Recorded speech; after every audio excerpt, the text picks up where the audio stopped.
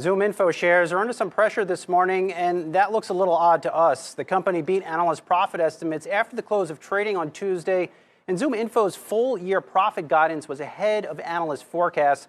Let's welcome on Zoominfo founder and CEO Henry Schuck for more here. Henry, always good to get some time with you. Your report was our head-scratching report of the morning here. Why do you think the market is reacting like this? Hey, Brian, thank you for having me. Look, we beat on the top line. We beat on the bottom line. We grew the business over 50% a year organically, close to 60% with the acquisitions that we did. And the stock went down this morning, which is fine. We are building a company for the long term here at Zoominfo. We think that if we continue to execute on the top line and on the bottom line, over time, the stock will react in the right way. But we beat on all of those, and we guided higher than the analysts estimated as well. We have a tremendous demand environment that we're operating the business in, so we feel really good about the future.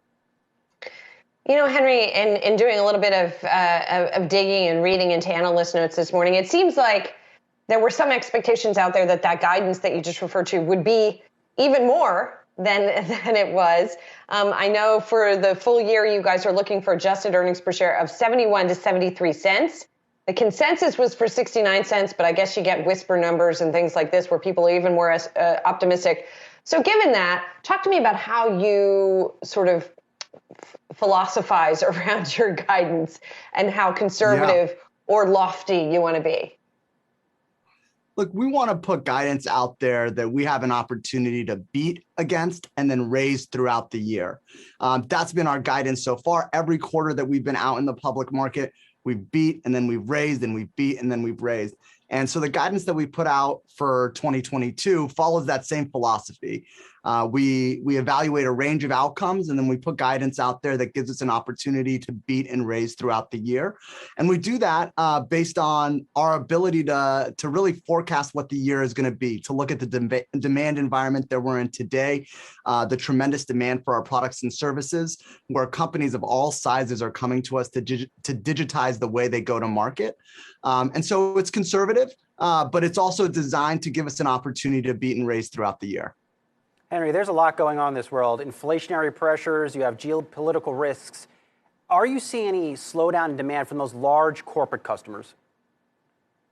Yeah, we're really not, Brian. And one thing that's interesting about our company is that there's a lot of talk about whether COVID and the pandemic had a pull forward in demand for us. And really what we've realized are two things. One, we went back and we looked at all of our numbers, win rates, funnel conversion, top of the funnel, pipeline generation from before the pandemic to today. And we looked for any anomalies that could have indicated that we had this pull forward in demand that came from COVID.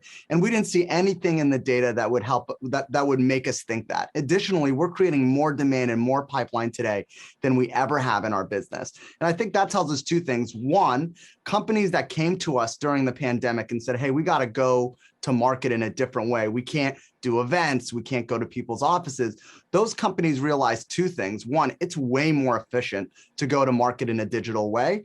And two, even as the economic environment comes back, that they're still going to invest in digital technologies to go to market. It's more efficient. It's more effective than what they were doing pre-pandemic.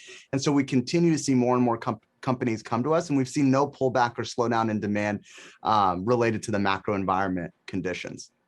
You mentioned something on the earnings call last night that caught my attention, Henry, a new deal or something you're working on with Google. I've not heard that from you guys before. What does that exactly entail?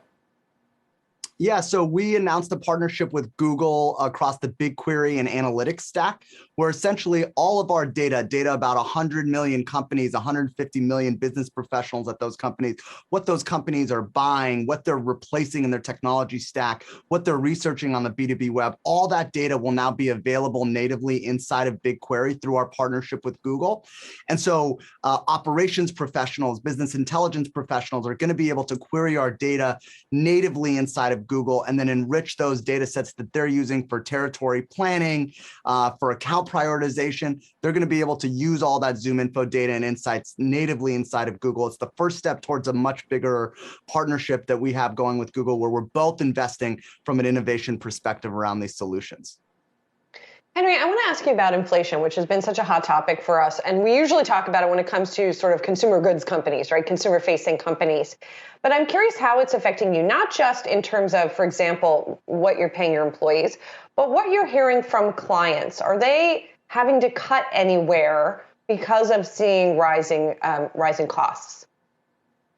We're not hearing that they're cutting in places. I do think that where we feel the inflationary pressure the most is really in the talent market, where you see sort of salaries and expectations increasing across the board, not just at our company, but at all of our customers. That obviously has downstream effects on margins and ability to spend within companies. That's where we see it the most. And then it's an incredibly tight labor market as well right now. And so we actually released earlier this year a platform called Recruiter OS that gives talent acquisition professionals access to a passive database of potential candidates, and then technology that lets them automate the outreach to those candidates. That's increasing their time to conversion of candidates. It's allowing them to recruit in a more efficient way. So we're excited. There couldn't be a better time in the history of the world to release a recruiting product into the talent acquisition market. So we're really excited about that timing and the uptake that we're seeing across that platform. Again, we released it last year. We already have close to 1,000 customers on it, and it's nearly doubling quarter over quarter. So it tells you that labor market is incredibly tight, and that companies of all sizes are investing to get that next talent into the door for themselves. And we think that that's a trend that's going to continue for many years. Hey, Henry, before I let you go, we're asking all leaders today if they have names for their employees internally. Now you have MetaMates. Oh, no. What do we have over there at Zoominfo? Henry Heroes, what do we have? Henry Heroes is pretty good. I don't know if everybody here would want that, going from coffee machine to coffee machine, calling themselves Henry Heroes, but no names today. They're just an incredible team. Fair enough. Well, good luck this quarter, of course. The hard questions here at Yahoo Finance. Zoominfo founder and CEO Henry Schuck, always good to see you.